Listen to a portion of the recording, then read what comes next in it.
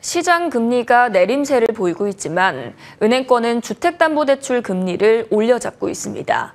가계대출 증가세를 막기 위한 선택인데요. 이 가운데 저금리 정책대출 상품을 공급하는 금융당국의 엇박자 대출 정책에 비판도 나옵니다. 이호진 기자입니다.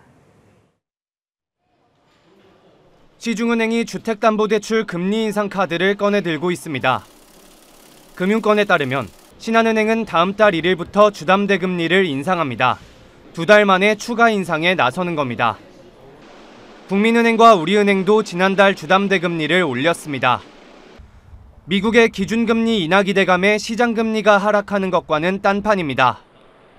고정형 주담대의 지표금리인 은행채 5년물 금리는 5개월 연속, 변동형 주담대의 기준이 되는 코픽스는 3개월 연속 하락했습니다. 시중은행은 대출금리 인상이 가계부채 증가 속도를 조절하고 안정화하기 위한 선택이라고 설명합니다. 한국은행에 따르면 지난달 예금은행의 가계대출 잔액은 1,100조 원가량으로 11개월 연속 늘며 관련 통계 작성 이래 최대치를 경신했습니다. 주담대는 4조 7천억 원 불며 가계대출 증가를 이끌었습니다.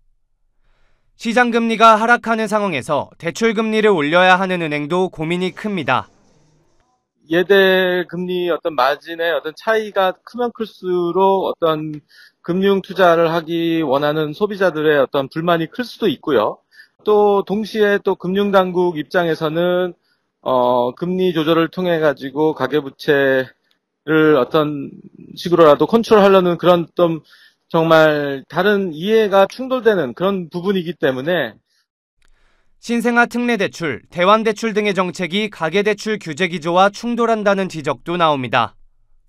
다음 달부터 신생아 특례대출 잔액이 가계대출 통계에 포함돼 증가세가 커지면 대출금리 추가 인상 필요성이 대두될 수도 있습니다. 신생아 특례대출은 출시 40일 만에 신청액 4조 원을 돌파했습니다. 머니투데이 방송 이호진입니다.